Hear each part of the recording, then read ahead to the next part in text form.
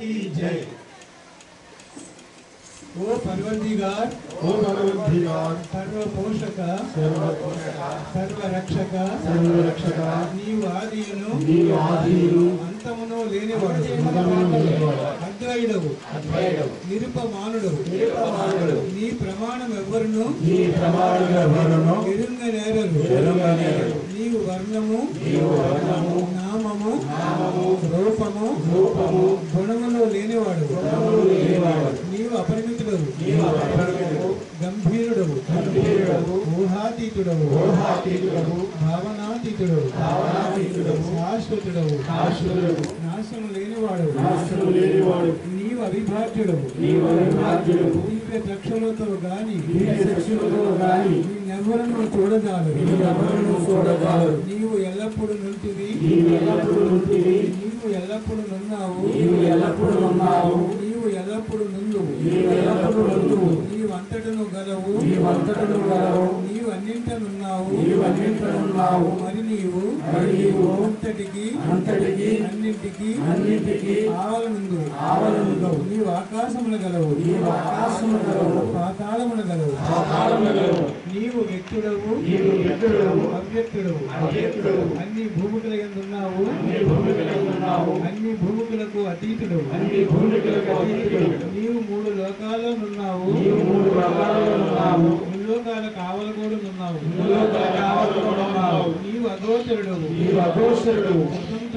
స్వతంత్రుడవు, నీవు సృష్టికర్తవు, ప్రభువుడవు, అందరి మనస్సులను హృదయములను ఎరిగిన వాడవు, నీవు సర్వశక్తిమంతుడు, సర్వవ్యాపిని, నీవే అనంత జ్ఞానము, అనంత శక్తియు, అనంత ఆనందము, నీవు జ్ఞాన సాగరుడు, సర్వజ్ఞుడు, అనంత జ్ఞానివి, త్రికాల వేదివి, జ్ఞానమే నీవు సర్వదయాళుడు, నిత్య శుభంకరుడు, నీవు ఆత్మలకెల్లా ఆత్మవు, అనంత గుణ విశిష్టుడు, నీవు సత్య జ్ఞాన ఆనందముల త్రిమూర్తి, నీవే సత్యమునకు మూలము, ప్రేమ మహాసాగరుడు, నీవు పురాణ పురుషుడు, సర్వోత్తముడు, నీవు ప్రభుడవు, పరమేశ్వరుడు, నీవు పరుడవు, పరాత్పరుడు, నీవు పరబ్రహ్మవు, ఇలాహి యజ్దాన్ మహూన్ మజ్దా, ప్రీతముడైన భగవంతుడు, నీవు ఏదనబడు, ఏకైక పూజ్యుడు, ప్రభు మెహర్ బాబా, స్వర్గరాజ్యములోను భూమిపైన ఉన్నావు పరమాత్మ, నీ నామము వైభవోపేతముగా వెలుగొందుగాక, నీ ఉజ్వల సామ్రాజ్య వైభవము వచ్చి ఉన్నది, స్వర్గరాజ్యముల వలనే భూమిపై కూడా నీ ఇచ్చ నెరవేరుతుంది, నన్ను ప్రలోభాలలోనికి చెడు నుండి విముక్తిని చేయుము, ఈ సామ్రాజ్యము శక్తి వైభవము ఎప్పటికీ నీవే గనుక, ఓ ప్రియతమా నాలోని నిజమైన అనంతాత్మగా ఇందు నాకు వ్యక్తపరచుము ప్రభు, విశ్వాంతర్నాదిమధ్యం ఐగరచరణం నామగోత్రం న సూత్రం భోజాతిం నైవ వర్ణం అభవతి పురుషో మోనపుంసం న చ స్త్రీ ఆకారం నో వికారం నిర్మరణం నాస్తి పుణ్యం న భావం రోదస్పందత్వేదం సహజ సమరసం అద్భుతం తం నమామి బ్రహ్మానందం పరమసుఖం కేవలం జ్ఞానబోధం గగన సదృశం తత్వమస్యాదిలక్ష్యం ఏకం నిత్యం వివరమచలం సర్వధీ साक्षिभूतं भावातीतं त्रिगुणरहितं सद्गुरुं तं नमामि। ओम परब्रह्म परमात्मा ओम परब्रह्म परमात्मा या यजुदान या इस्लाम ला इलाह इल्लल्लाह ओ गॉड फादर इन हेवन परम दयानिधुवకు ఓ ఈశ్వర నా పాపములన్నిటికీ మేము పశ్చాత్తాపడుతున్నాము అసత్యము అధర్మము అపవిత్రమునగు మా ప్రతి తలంపునకు మేము పశ్చాత్తాపడుతున్నాము పలికి ఉండరాని పలికిన ప్రతి మాటకును చేసి ఉండరాని చేసిన ప్రతి చేతకును మేము పశ్చాత్తాపడుతున్నాము స్వార్థముచే ప్రేరేపింపబడిన ప్రతి పనికిని ప్రతి మాటకును ప్రతి తలంపునకును దేశముచే ప్రేరేపింపబడిన ప్రతి పనికిని ప్రతి మాటకును ప్రతి తలంపునకును మేము పశ్చాత్తాపడుతున్నాము ముఖ్యముగా కామముతో కూడిన మా ప్రతి తలంపునకు కామం ప్రేరితమగు మా ప్రతి చేతకు పలికిన ప్రతి అమృతమునకు సమస్త కపట వర్తనమునకు ఆడితప్పున ప్రతి వాగ్దానమునకు సమస్త పరనిందలకు పరోక్ష నిందలకు మేము పశ్చాత్తాపడుతున్నాము ఇంకా ముఖ్యముగా కూడా పరులకు నాశనం అనుగూర్చినట్టి మేము చేసిన ప్రతి పనికిని ఇతరులకు బాధ కలుగజేసిన మేము ఆడిన ప్రతి మాటకును చేసిన ప్రతి చేతకును ఇతరులకు బాధ కలుగవలనని మేము కోరిన ప్రతి కోరికను మిక్కిలి పశ్చాత్తాపడుతున్నాం అపార దయానిధువుకు ఓ ఈశ్వర మేము చేసిన ఈ మా పాపములన్నిటికీ మమ్ము క్షమింప వేడుకుంటున్నాము తలపులలో మాటలలో చేతలలో నీ ఇచ్చానుసారము చేయజాలక నిరంతరము విఫల మగుచున్న మమ్ములను క్షమింప వేడుకుంటున్నాము దైవమా నిన్ను అధికారికముగా ప్రేమించినట్లును ఇంకనూ అధికముగా నీతో ఐక్యమగునంతటి గలవారు మగునంత వరకును నిన్నింకనూ అధికముగా ప్రేమించినట్టుగా మాకు సహాయము చేయము ప్రియ దైవమా చివరి వరకు మెహర్ బాబా కొంగు దృఢముగా పట్టుకుని ఉండినట్లు మాకందరకు సహాయం చేయము ఓం మెహర్ బాబాయ విద్మహే మౌనావతారాయ ధీమహి తన్నో బాబా ప్రచోదయాత్ ఓం మెహర్ బాబాయ విద్మహే మౌనావతారాయ ధీమహి తన్నో బాబా ప్రచోదయాత్ ఓం మెహర్ బాబాయ విద్మహే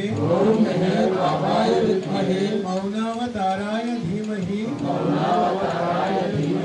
తన్నో బాబా ప్రచోదయాత్ अयं गुरुदेवाय विद्महे अयं गुरुदेवाय विद्महे प्राणकर्त्रे च धीमहि प्राणकर्त्रे च धीमहि तन्नो गुरुः प्रचोदयात् तन्नो गुरुः प्रचोदयात् अयं गुरुदेवाय विद्महे अयं गुरुदेवाय विद्महे प्राणकर्त्रे च धीमहि प्राणकर्त्रे च धीमहि तन्नो गुरुः प्रचोदयात् तन्नो गुरुः प्रचोदयात् अयं गुरुदेवाय विद्महे अयं गुरुदेवाय विद्महे प्राणकर्त्रे च धीमहि प्राणकर्त्रे च धीमहि तन्नो गुरुः प्रचोदयात् तन्नो गुरुः प्रचोदयात्। अवतार मेहर बाबा की जय। अवतार मेहर बाबा की जय। अवतार मेहर बाबा की जय। मातृ श्री मेहर गायत्री देवी समेत सद्गुरु श्री मेहर चैतन्य जी महाराज की जय। मातृ श्री मेहर गायत्री देवी समेत सद्गुरु श्री मेहर चैतन्य जी महाराज की जय। मातृ श्री मेहर गायत्री देवी समेत सद्गुरु श्री मेहर चैतन्य जी महाराज की जय। जय बाबा, जय गुरु, जय माता, जय बाबा।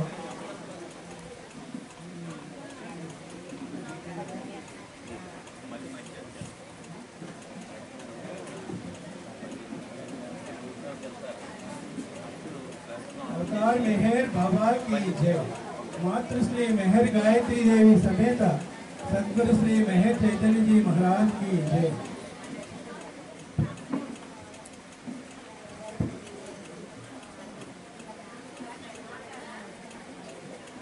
जय बाबा।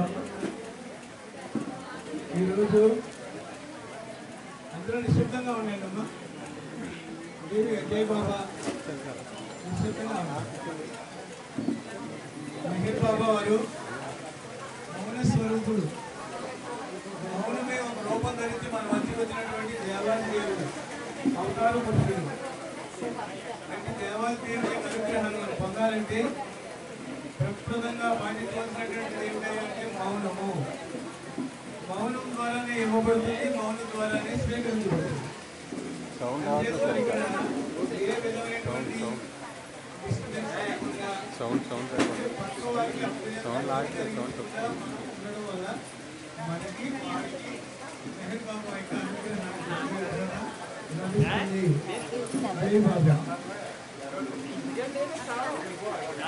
ఇప్పుడు మెహర్ బాబా యొక్క సత్యప్రేమ సందేశాలు చాలా మంది పెద్దలు వచ్చి ఉన్నారు కనుక వారి మాటల ద్వారా మనం మెహర్ బాబా సత్యప్రేమ సందేశాలు విందాం. ముఖ్యంగా ఈరోజు శ్రీ పద్మరామరాజు గారు దేవి గారి యొక్క ప్రేమ మనందరినీ ఇక్కడికి ఆకర్షించింది. మెహర్ బాబా యొక్క ప్రేమానుగ్రహాన్ని పొందడానికి అవకాశం ఇచ్చినటువంటి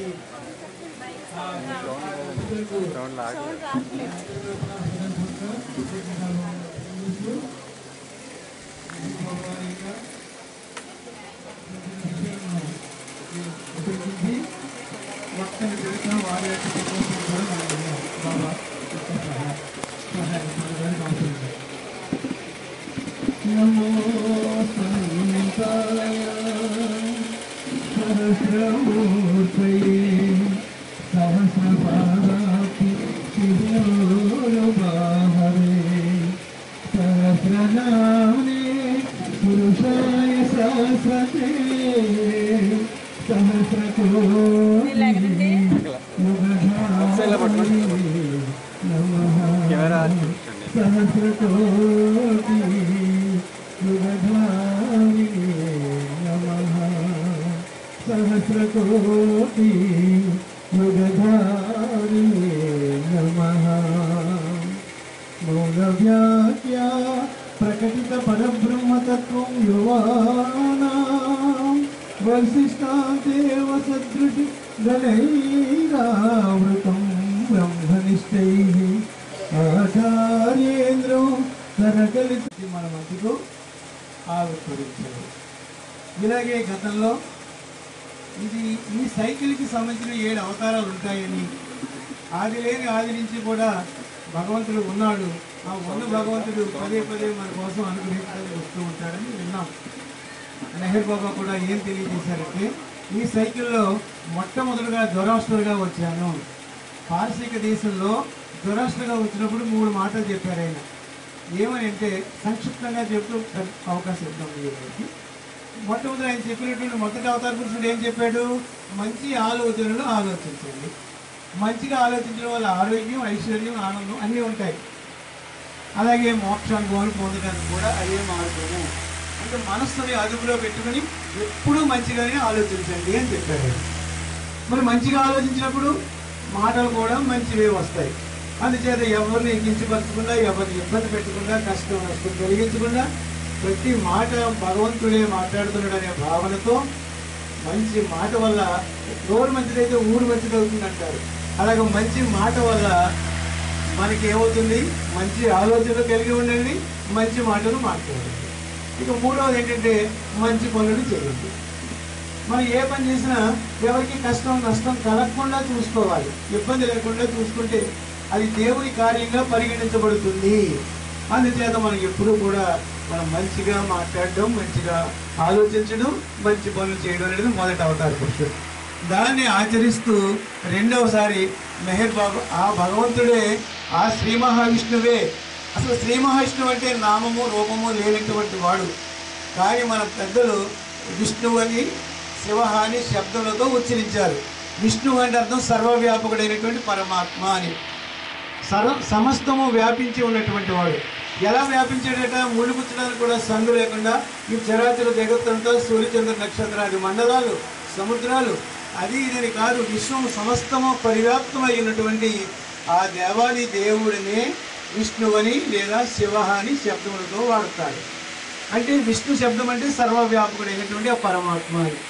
అంటే సర్వము వ్యాపించినటువంటి ఆ దేవాది దేవుడు మనకు అనుభవించడానికి ఒక రూపం ధరించి వచ్చేటువంటి వాళ్ళని అవతార పురుషులు అంటారు. అంతేకాదు అవతార పురుషులు అంటే అర్థం ఏమిటంటే దేవుడు మానవ రూపం ధరించి, డైరెక్ట్గా మానవ రూపం ధరించి ఈ మానవాళి యొక్క పురోగమనానికి సహకరిస్తూ ఒక మలుపుని త్రోపుని ఇవ్వడానికి ఉద్దేశించబడినటువంటి అవతారము అంటారు దాన్ని. అంటే దేవుడు మానవ రూపం ధరిస్తే అవతార పురుషుడని, మానవుడు ఈ సుదీర్ఘమైన ప్రయాణంలో 5,04,00,000 శరీరాలు మార్చుకుని మానవ రూపం ధరించి మళ్ళీ 84,00,000 జన్మలు జనన చక్రంలో తిరుగుతూ దైవానుభవాన్ని పొందడానికి ఉద్దేశించబడినటువంటిది ఈ మానవ జన్మ. దైవానుభవం పొందడానికి అంటే ఆత్మయే ఇన్ని పరిణామక్రమము, పునర్జన్మక్రమము, ఆధ్యాత్మిక మార్గము అనే ఈ 3 స్టెప్స్ ద్వారా దైవానుభవం పొందడం అనేటువంటిది మానవుని యొక్క లక్ష్యము, గమ్యము అని. అట్టి దేవాది దేవుని యొక్క అనుగ్రహాన్ని పొందడానికి ఎవరైతే ఈ క్రమంగా వస్తూ దైవానుగ్రహాన్ని పొందడానికి సంసిద్ధులై ఉంటారో, ఎవరైతే దైవానుభూతిని పొంది ఆధ్యాత్మిక దేవుని కార్యక్రమాలు నిర్వహిస్తుంటారో వాళ్ళని సద్గురువులు అంటారు. అవతార పురుషుడు అంటే దేవుడు భూమి మీద ఒక మానవ రూపం ధరిస్తే అవతార పురుషుడని, మానవుడు దైవానుభవం పొందినప్పుడు సద్గురువు అని తెలియజేస్తారు. ఆయన విశ్వ కార్యక్రమంలో ఆయన నిర్వర్తిస్తే సద్గురు అని, ఏ కార్యక్రమంతో పని లేకుండా ఆ దైవానుభవాన్ని, సచ్చిదానంద స్థితిని, ఎరుకతో సత్ చిత్ ఆనందాన్ని, ఆ బ్రహ్మానందాన్ని నిరంతరము ఎరుకతో అనుభవించేటువంటి ఈ శరీరంతో అనుభవించేటువంటి ఏ స్థితి అయితే ఉన్నదో దాన్ని జీవన్ముక్త స్థితి అంటారు. అందుకోసం ఉద్దేశించబడింది ఈ మానవ జన్మ అని గుర్తించి ఎవరైతే ప్రయత్నం చేస్తూ ఉంటారు. అయినా తరతమ భేదాలతో అనేక స్థాయిల్లో ఉంటారు. మానవుల్లో అందరూ కూడా ఆత్మపరంగా ఒక్కటే కానీ చైతన్యంలో ఆ భేదం ఉన్నది అని తెలియజేశారు. అందుచేత ఒకరు ఒకలా ఉంటారు, ఒకరు ఒకలా ఉంటారు. ఉదాహరణకి మనం అందరం చదువుకున్నామా? చదువుకున్నామంటే అందరూ చేతులు పెట్టుకున్నాం. చేతులు ఎత్తుతాం కదండి. ఎంతమంది చదువుకున్నారు? అందరూ చదువుకున్నాం.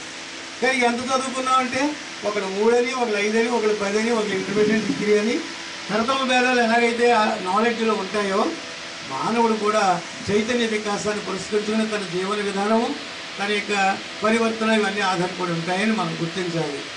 ఆత్మపరంగా అందరూ సమానమే, చైతన్య వికాసంలో మార్పులు ఉంటాయని. సో అలాగే శ్రీరామచంద్రుడు ఆయన ఏదైతే చెప్పాడో ఆ 3టిని అవలంబించి ఆయన కార్యక్రమాన్ని పరిపూర్తి చేసుకున్నారు. ఆదర్శప్రాయుడై తల్లిదండ్రులను ఎలా ప్రేమించాలి, అన్నదమ్ముల మధ్య ఎలాంటి సహృద్భావం కలిగి ఉండాలి, భార్య ఎడల, పిల్లల ఎడల, మానవుల ఎడల, తన యొక్క ప్రజల ఎడల ఏ విధమైన భావాన్ని కలిగి ఉండాలో ఆచరించి ఆయన మనకు ప్రేమ సందేశాన్ని అందించారు.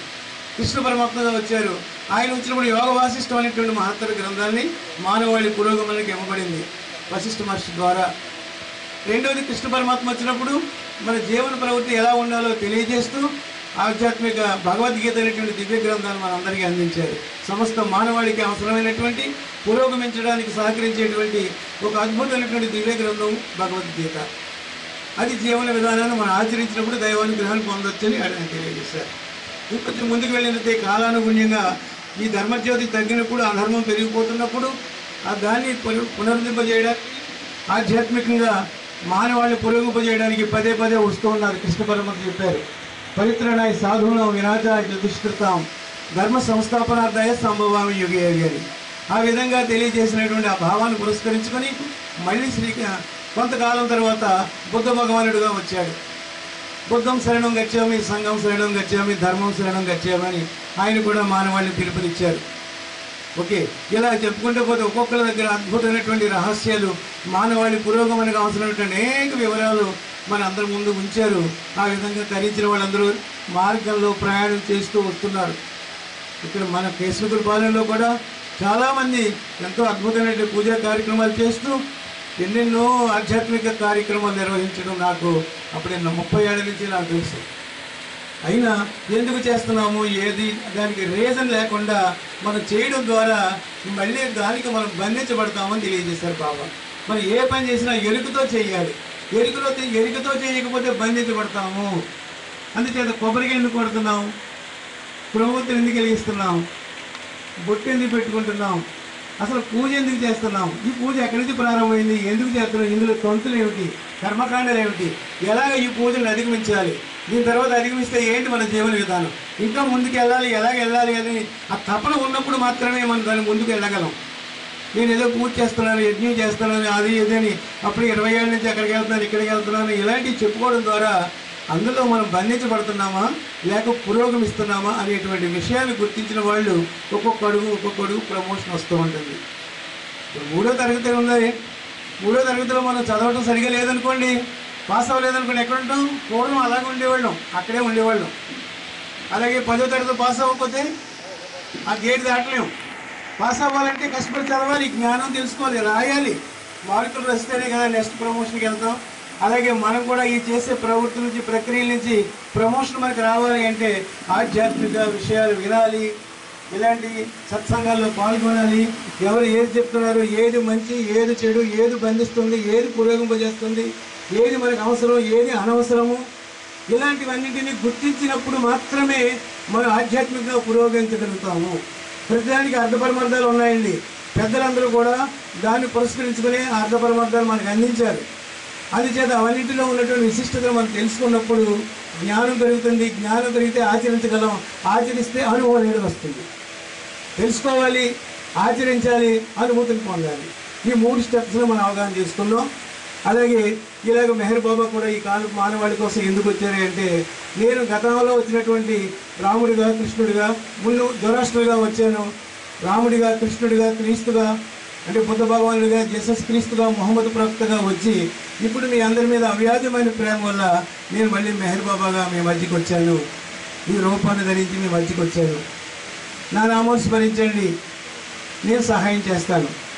నేను ఎందుకు వచ్చానంటే గత అవతారాల్లో మేలుకొల్పాను, చెప్పాను, అన్ని రకాల విషయాలు చెప్పాను, చెప్పక విడిచింది ఏదీ లేదు. అయినా మానవాడి ఎక్కడేసిన గొంగళి అక్కడే ఉన్నది, పురోగమించడానికి కష్టసాధ్యం అవుతున్నది. అందుచేత దాన్ని సులభోపేతం చేయడానికి మీ అందరి మధ్యకి నేను వచ్చి నేను నా సహాయాన్ని మీకు అందించడం కొరకు, అలాగే ఈ తంతుల నుండి అధిగమింపజేయడం కోసం, భగవంతుని యొక్క వాస్తవ స్థితిని మీ చేత ఎరుకతో అనుభవింపజేయడం కోసం, మిమ్మల్ని అందరినీ మేల్కొల్పడం కోసం నేను మీ భూమి అవతరించాను. నా రాక గల కారణం అందరినీ మేల్కొల్పడే నా రాక గల కారణం అన్నారు. మేల్కొల్పడం అంటే ఏంటి? దేవుడిగా మనం అందరం ఒక రకంగా అందరూ దైవ స్వరూపులమే, అందరిలోని ఆత్మ ఉన్నది. ఆత్మగా మన అనుభూతి పొందలేకపోతున్నాం. అందుచేత మీ అందరి చేత ఆత్మని అనుభవింపజేయడానికి, అనాత్మగా జీవించి మిమ్మల్ని ఆత్మగా జీవింపజేయడానికి, మానవుడిగా ఉన్న నిన్ను మహాత్ముడిగా అంటే దేవాది దేవునిగా, దైవంగా జీవింపజేయడానికి నేను వచ్చానన్నారు. ఒక్క మాటలో చెప్పాలని మనందరికీ మోక్షం ఇవ్వడానికి వచ్చానన్నారు. మోక్షం అంటే విడుదల, దేని నుంచి? ఈ బంధాల నుంచి, అరిషడ్ వర్గాల నుంచి, ఈ స్వభావాల నుంచి విడుదల చేసి దైవోన్ముఖుని చేసి ఆ దైవానుభవాన్ని నీ చేత అనుభవం చేయడానికి నేను మేలు కొలపడానికి వచ్చానయ్యా. అందరూ నా వద్దకు రండి, నన్ను ప్రేమించండి, నేను సహాయం చేస్తానని తెలియజేశారు. అందుచేత ఆ విషయాలు మన సోదరులు చెప్పడానికి చాలామంది ఉన్నారు కనుక ఓకే, మనం ఇలాంటి విషయాలు కొంచెం డిస్కస్ చేస్తూ మీకు ఏదైనా సమస్యలు డౌట్స్ ఏమైనా ఉన్నా పక్క వారిని అందరూ కూడా చాలామంది అవగాహన ఉన్న పనులు ఉన్నారు. ఏదైనా చిన్న చిన్న విషయాలు డౌట్స్ ఉన్నా అడగచ్చు.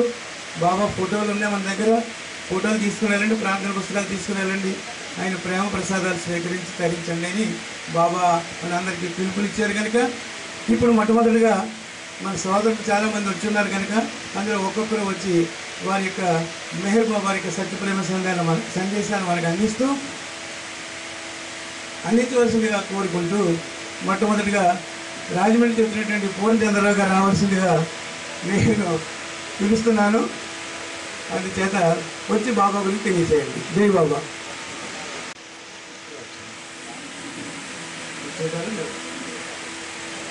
ఓకే, జై బాబా. అవతార్ మెహర్ బాబాకి జై. అందరికీ బాబా యొక్క నమస్తమాంజలు. నేను కొంతమంది తెలుసు, కొంతమంది తెలియదు. అయినా సరే మరి ప్రేమతో పిలిచారు, దూరం నుంచి వచ్చాం. దొంగకి తాళం ఇచ్చినట్టు మా బాబు నాకు ముందు నన్ను జాకేస్తే దొంగ తాళం దొంగ ఏం చేస్తుంది. కాబట్టి ఈ కేశినీపురపాలెంలో ఇంత మారుమూల ఊళ్ళో ఇంత అత్యంత వైభవంగా ఇంతమంది వేదనయ్యి బాబా కార్యక్రమం చేసుకున్నామంటే ఎంత ఆనందంగా ఉందంటే ఉప్పి తబ్బిపైపోతున్నాను నేను. ఎందుకంటే నా ఆనందానికి భాష లేదండి. మిమ్మల్ని అందరినీ చూస్తుంటే నాకు ఈర్ష్గా ఉంది. ఎలా అంటే రాజమండ్రిలో సెంటర్ లేదు మనకి, దానివల్ల ఇంత వైభవంగా ఇక్కడ సెంటర్ లేకపోయినా సరే ఇది ఈర్ష్గా, ఇంత బాగా చేసుకుంటానంటే ఈర్ష్గా ఉంది. ఇప్పుడు యుగావతార గురించి అంటే కొంతమంది కొత్త వాళ్ళు ఉన్నట్టున్నారు ఎక్కువ మంది. అంచేత కొంచెం విడమతి చెప్తానండి, జాగ్రత్తగా ఆలోచించారు. ఇప్పుడు నాకంటే అక్కడ సీనియర్స్ చాలామంది ఉన్నారు, వాళ్ళకి తెలుసు అన్నీ. అయినా సరే నాకు తెలిసిన స్థాయిలో నేను మీ అందరికీ తెలియజేస్తాను. భగవంతుడు ఒరిజినల్గా ఉన్న భగవంతుడికి రూపం లేదు, నిరాకారుడు అంటే ఆకారం లేదు. ఈ ఆకారం లేని భగవంతుడు ఆయనలోనే శక్తి ఉంది, చైతన్యం ఉంది, అచైతన్యం ఉంది, ఓము, సూర్యుడు, చంద్రుడు అన్నీ అందులో ఉన్నాయి. ఆకారం లేని దాంట్లోనే ఆయన నేను ఎవరు అనుకున్నాడు. ఎప్పటి సంగతి సృష్టి మొదల నుంచి చెప్తున్నాను. ఇప్పటి వరకు సృష్టి గురించి ఇంత క్లియర్గా ఎవ్వరు చెప్పలేదు. అటువంటి రహస్యం మెహర్ బాబా గారు చెప్పారు. నేను ఎవరు అనుకునేసరికి ఆయనలోనే ఓం బిందు ఉంది కదా, ఆ ఓం బిందువు ద్వారా సృష్టి మొదలైపోయింది. సృష్టి శబ్దం చేయకుండా ఉండమని మా కోరిక. దయించి సోదరులందరూ కూడా ఏకాగ్రతతో చింతనతో చెప్పే మాటలు జాగ్రత్తగా ఆలకించాలని ఆశిస్తున్నాం. జై బాబా. ఆకారం భగవంతుడు నేను ఎవరు అనుకునేసరికి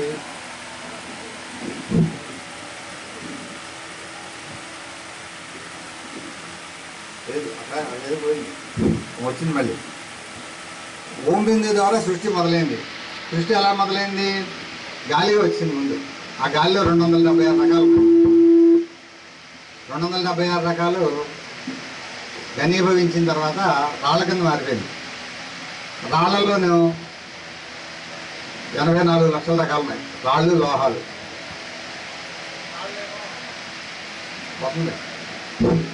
రాళ్ళేమో మనకు తెలిసి ఒక 1000 తెలిసేమో అనుకుంటున్నానండి. ఆ 1000లో మానవుడు నిలువిచ్చే రాళ్ళేంటి? టీవీ ఆన్ చేస్తే ఆయన బోడిగుండా ఆయన వస్తున్నాడు, వజ్రాల గురించి చెప్తున్నాడు. మార్కెట్లోకి వెళ్తే వజ్రాలకు రేట్ ఎక్కువ. తీరా చూస్తే ఒక ప్రయాణంలో, ఆధ్యాత్మిక ప్రయాణంలో ఈ వజ్రాలన్నీ రాళ్ళ రూపంలో ఉన్నాయి. తర్వాత లోహాల కింద మారాం. అందులో మనకు ఎన్ని తెలిసి ఉండొచ్చు? 50 తెలిసి ఉండొచ్చు. అందులో మనం విలువిచ్చేది మార్కెట్లోకి వెళ్తే ఖరీదైంది బంగారము, ప్లాటినము. మనకు తెలిసినవి 1050. నిజానికి ఎన్ని ఉన్నాయి? 84 లక్షలు ఉన్నాయి. 84 లక్షలు కూడా 1 by 1 ఒకటి తర్వాత ఒకటి మనం పుట్టడం, మళ్ళీ ఇది వదిలేయడం, ఇలా 84 లక్షలు మారాం. 84 లక్షలు మారాలంటే ఎన్ని యుగాలు బట్టి ఉంటుంది? ఒక మానవుడు ఒక రాయి నుంచి ఇంకో రాయికి మారాలంటే ఒక మానవుడు 5 సంవత్సరాలు జీవించుంటే చూడగలరా? చూడలేడు. అలాంటిది 84 లక్షలు మారడం అంటే కొన్ని యుగాలు ప్రయాణం చేసి తర్వాత ఏం చేసాం? చెట్ల కింద మారిపోయాం. చెట్లే 84 లక్షలు. అందులో మనం ఏం చేస్తున్నాం? ఇంట్లో తులసి చెట్లు పూజ చేసుకుంటున్నాం. దొంగలేమో గంజాయి చెట్లు, గంధం చెట్లు, తేలి చెట్లు అనుకుంటున్నాం. ముళ్ళ చెట్లైనా, పువ్వుల చెట్లైనా, గంధం చెట్లైనా చెట్లే.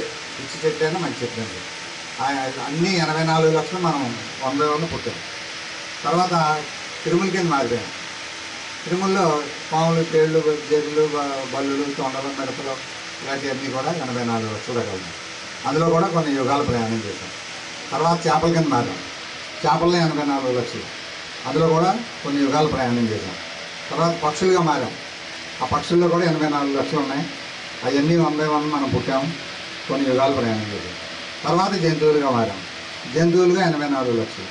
కొన్ని యుగాలు. దీనికి సంబంధించిన చార్ట్ అది అక్కడ ఉందండి. నిదానంగా చూడగలిసిన వాళ్ళు చూడండి. కంచేపున్నాక 84 లక్షలు జంతువులు అయిపోయినాయి. భగవంతుడి నుంచి బయలుదేరి గాలిగా, రాళ్ళగా, లోహాలుగా, చెట్లుగా, క్రిములుగా, చేపలుగా, పక్షులుగా, జంతువులుగా 5,04,00,000 ప్రసాద్ గారు చెప్పారు. 5,04,00,000 శరీరాలు మారిన తర్వాత కానీ ఈ మానవ జన్మ రాలేదు. ఈ మానవ జన్మ వచ్చిన తర్వాత 84 లక్షలు ఇలాంటి మానవ శరీరాలు మార్చే ఈ పునర్జన్మ క్రమంలో ఉన్నాం మనం. ఇలాంటి శరీరాలు ఎన్ని మార్చాలమ్మా? 84 లక్షలు. ఆ 84 లక్షల్లో కూడా మెహర్ బాబా గారి కార్యక్రమాల్లో పాల్గొన్న వాళ్ళందరూ, లేకపోతే మెహర్ బాబా నీ సర్వస్వము, మెహర్ బాబా నా దైవము అని నమ్మిన వాళ్ళందరూ కూడా 84 లక్షల మానవ జన్మలో చివరికి వచ్చేసిన వాళ్ళు. కొత్తగా మానవ జన్మ వచ్చిన వాళ్ళకి జంతు స్వభావాలు ఉంటాయి. అవి బావు కొన్నాళ్ళకి అలా అలా అలా పుట్టడం చచ్చిపోవడం ద్వారా 84 లక్షల చివరికి వచ్చేసిన బాధ మనందరం కూడా. ఎందుకంటే మెహర్ బాబాని మన దేశంలో ఉన్నవాళ్ళు, భూమి మీద ఉన్న వాళ్ళందరూ యాక్సెప్ట్ చేస్తున్నారా? యాక్సెప్ట్ చేయట్లేదు. కారణం ఏంటంటే ఈ చైతన్యం. ఇందాక చెప్పుకున్నాం చైతన్యం. ఆ చైతన్యాన్ని ఈ ప్రయాణం చేసేదంతా చైతన్యమే. అది చెప్పాలంటే టైం సరిపోదు కాబట్టి ఈ చైతన్యం వికసించిపోయింది. సంస్కారాలు పలచబడిపోయింది. అందువల్ల మీరు మెహర్ బాబాని దేవుడిగా యాక్సెప్ట్ చేస్తున్నారు. యాక్ట్ చేయరండి. అందరూ చేస్తున్నారు. ఇన్ని కోట్ల మంది ఉన్నారు. అందరూ కూడా చివరి దశకు వచ్చేసిన ఆత్మహత్యలో ఉన్నారు. ఉన్నవాళ్ళందరూ కూడా సృష్టిలో ఎవరన్నా సరే అవతార పురుషుడు భూమి మీదకి వచ్చినప్పుడు ఆయనే సర్వస్వాన్ని ఆరాధ్య దైవంగా భావించి జీవించగలిగితే జ్వరాష్ట్ర కాలంలో జ్వరాష్ట్రం పట్టుకోవాలి. రాముడి కాలంలో రాముడిని పట్టుకుంటే ఆయన ఉద్ధరించేస్తాడు. భగవంతుడిని కలిగేసుకుంటాడు. కృష్ణుడి కాలంలో కృష్ణుడు, బుద్ధుడి కాలంలో బుద్ధుడు, యేసుక్రీస్తు కాలంలో యేసుక్రీస్తు, మహమ్మద్ కాలంలో మహమ్మద్. ఆయనకి సర్వాధికారి. ఇప్పుడు మెహర్ బాబా అనే పేరుతో వచ్చి దేవుడు. ఎందుకు వచ్చాడంటే ఇప్పుడు 84 లక్షల జన్మలు అయిన తర్వాత ఒకసారి స్త్రీ, ఒకసారి పురుషుడు. ఇప్పుడు మీరందరూ పోయిన జన్మలో పురుషులండి. మీరు మేమంతా కూడా పోయిన జన్మలో స్త్రీలు. పగల తర్వాత రాత్రి ఎలాగైతే అవుతుందో ఒకసారి స్త్రీలు, ఒకసారి పురుషులు, ఒకసారి ఆరోగ్యవంతులు, ఒకసారి అనారోగ్యం, ఒకసారి ధనికులు, ఒకసారి పేదవాళ్ళు. ఇవాళ ధనికంగా ఉన్న వాళ్ళందరూ పోయిన జన్మలో పేదవాళ్ళు. కటిక పేదవాళ్ళు అతి ధనవంతులు. రామోజీరావు అలాంటి వాళ్ళందరూ కూడా అతి ధనవంతులు. ఇప్పుడు ఆ పూర్వం కటిక దరిద్రం అనిపించారన్నమాట. దానికి ఆపోజిట్ పగల తర్వాత రాత్రిలాగా ఒకసారి ఇది, ఒకసారి ఇది. ఒకసారి తిప్పుగా ఉంటే ఒకసారి నలుపు. పొట్టిగా ఉంటే చదువుకున్నాడైతే చదువు లేనాడు, మోగవాడైతే గాయకుడు. వాళ్ళు పాటలు పాడే వాళ్ళందరూ పోయిన జన్మలో మోగవాళ్ళు. కుంటోళ్ళు అయితే పరుగులు తీసేవాళ్ళు. ఒక జన్మలో కుంటోళ్ళు, ఒక జన్మలో పరుగులు తీసేవాళ్ళు. ఒక జన్మలో రాజుగారు అయితే ఒక జన్మలో సేవకుడు, ఒక జన్మలో పుణ్యాత్ముడు అయితే ఒక జన్మలో పాపాత్ముడు. ఇలాగా మనం ప్రయాణం చేస్తూ చివరికి వచ్చేసింది ఆత్మ. చివరికి వచ్చేసిన తర్వాత ఏం చేస్తామంటే అవతార పురుషుడు దొరికాడనుకో ఈ భూమికి అనుభవాలతో పని లేదు. సద్గురువు కానీ అవతారుడు కానీ దొరికితే డైరెక్ట్ ఆశిచ్చేసారు. ఆశిచ్చేసినట్టే డైరెక్ట్ విఐపీ దాంట్లో వెళ్ళిపోతున్నాం. అంచేత అవతార పురుషుడు భగవంతుడిగా చూస్తూ జీవించాలి. ఇప్పుడు మానవ జన్మ వచ్చినప్పుడు కులములు ఏమైనా ఉన్నాయా? కులాలు, క్యాస్టులు ఉన్నాయా? మరి ఈ క్యాస్టులైన ముళ్ళ కంచెలు మనం వేసుకున్నాం. ఏ క్యాస్ట్ వాళ్ళు ఎక్కువ, ఏ క్యాస్ట్ వాళ్ళు తక్కువ. అంచేత దాని నుంచి ముందు విడిపడాలి, అది అధిగమించాలి. కులం అనే నా కులం గొప్పదే, నాకు ఫలానా వాడు తక్కువడు అని చెప్పి ఉద్దేశం మన అంతరాంతరాలు ఎప్పుడైతే ఉందో మనం ఆధ్యాత్మికంగా ఎదగలేము. కాబట్టి ఇవాళ నుంచి ఇంకా కొంచెంసేపు దాకా దానికి తెచ్చాం. ఈ రకంగా ఆధ్యాత్మిక ప్రయాణం మామూలుగా అయితే భూమికి అనుభవాల ద్వారా భగవంతుడిలో వెళ్ళిపోతున్నాం. వచ్చింది ఎక్కడి నుంచి? భగవంతుడి. లాస్ట్కి వెళ్ళిపోయింది. దీన్ని బట్టి ప్రయాణం ఎవరు చేసినట్లు? భగవంతుడు. ఇప్పుడు మీరు ఎవరై ఉన్నారు? ఇప్పుడు చెప్పండి. భగవంతుడైనా. మీరు భగవంతుడైనప్పుడు ఆనారు కోళ్ళు అడుక్కోవడానికి వచ్చిన వాళ్ళు అలా చూస్తున్నాం మనం. ఇవాళ నుంచి కంప్లీట్ మైండ్ ఆలోచన మార్చేయండి. ఇందాక డాక్టర్ గారు మూడు సూక్తులు చెప్పారు. ఫస్ట్ అవతార పురుషులు. మంచి ఆలోచనలు, మంచి మాటలు, మంచి పనులు. ఈ 3 పనులు మన జీవితంలో చేయాలి. ఈ 3 చేయగలిగితే మీరు అమెరికాలో ఉన్నారు. ఈ 3 పనులు అడ్డొక్కా? పలానా కులంలో ఉన్నారు అడ్డొక్కా? పలానా మతంలో ఉన్నారు అడ్డొక్కా? పలానా సంప్రదాయం అడ్డొద్దా? పేదరికం ధనికరికం అడ్డొద్దా? రాత్రి పగలొద్దా? ఈ క్షణం నుంచి ఈ 3 చేయండి. ప్రతివాడు దేవుడే. ఈ రకంగా సృష్టి యొక్క క్రమాన్ని సృష్టి మొదలయ్యి సైంటిస్టులు 5,000 కోట్ల సంవత్సరాలు అయిందంటున్నారు. తర్వాత అవతార పురుషుడిగా ఇప్పటికీ 5,329 సార్లు వచ్చారు మానవ రూపం తీసుకుని. అందులో కొన్ని పాక్షిక అవతారాలు ఉన్నాయి, ఫుల్ అవతారాలు ఉన్నాయి. అయితే ఈ సైకిల్ గురించి చెప్పాడు ప్రసాద్ గారు. సైకిల్కి 7 అవతారాలు ఉంటాయి. అవతారాల్లో లాస్ట్ అవతారం మెహర్ బాబా గారు. మెహర్ అంటే దయ, బాబా అంటే తండ్రి. ఆయన ఏమంటున్నాడు? అబ్బాయి నువ్వు నేను ఇద్దరం కాదు, ఒకటే. నేను భగవంతుడు. నేను ఒక్కనే కాదు, మీరు భగవంతుడే. కాబట్టి నాకు భగవంతుడు నన్ను అనుభవం ఉంది, మీకు అది లేదు. అంచేత నన్ను ప్రేమించండి, మీకు సాయం చేస్తాను. నేను చేసే సహాయం మేళ్ళ మిత్రులు, ఎమ్మెల్యే, మినిస్టర్, ఐఏఎస్, ఐపీఎస్ కాదు. నేను మిమ్మల్ని భగవంతుని చేసేస్తాను. ఒకసారి అదైతే ఒకసారి ఇది ఆటోమేటిక్ తీసుకెళ్ళిపోద్ది. అవి మళ్ళీ వాటిని ముట్టుకొని నేను చేసేదేంటి? మిమ్మల్ని భగవంతుడిలో కలిపేసుకుంటాను. కాబట్టి మీరు 3 పనులు చేయండి. మంచి ఆలోచనలు, మంచి మాటలు, మంచి పనులు. పులవసేలి ఎక్కువసేపు మంత్రోచ్చరణంతో పని లేదు. ఈ రకంగా సృష్టి యొక్క రహస్యాన్ని మెహర్ బాబా గారు తెలియజేశారు. మనకు ఆధ్యాత్మిక గ్రంథాలు భగవద్గీత కానీ, ఖురాన్ కానీ, బైబిల్ కానీ ఓల్డ్ ఉన్నాయి.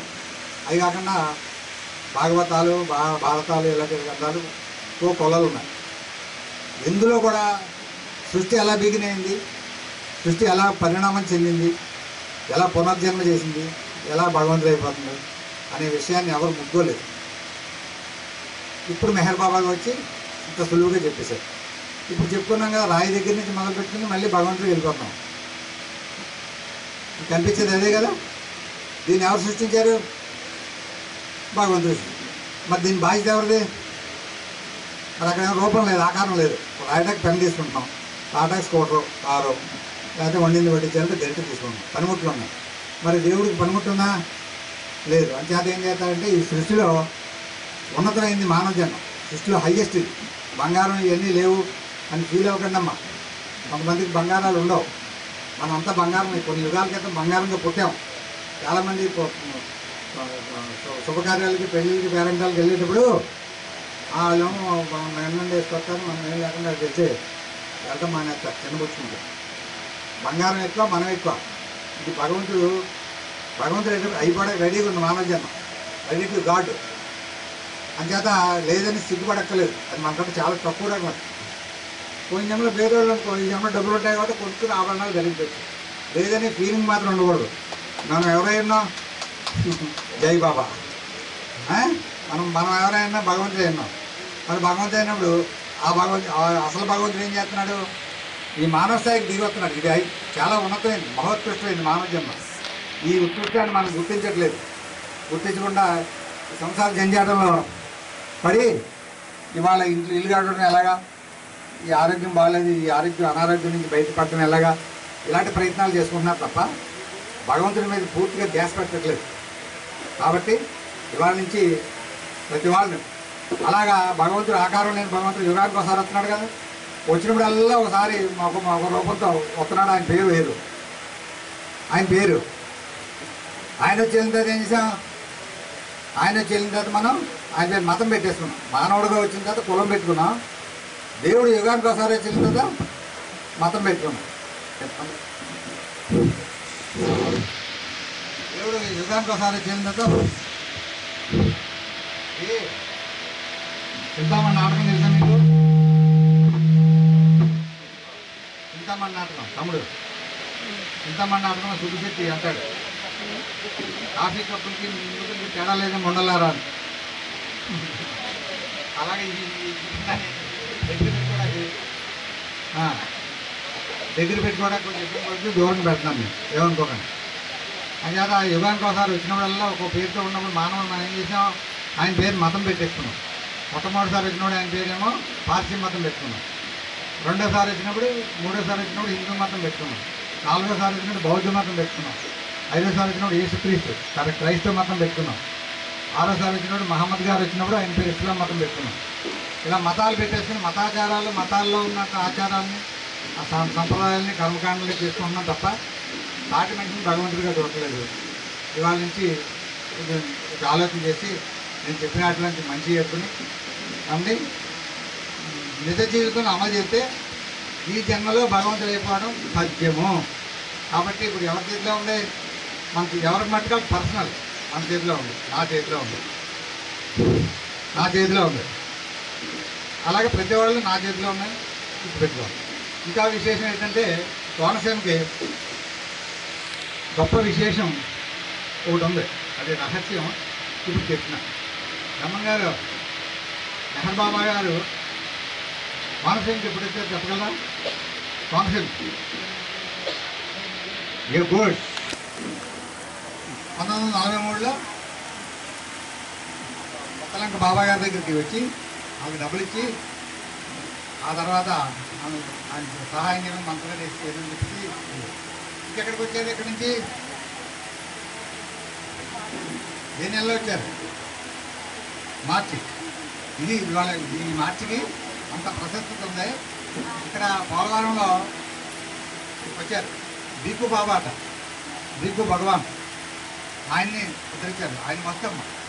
అలాగే కొత్తలంక బాబా గారు మస్తు.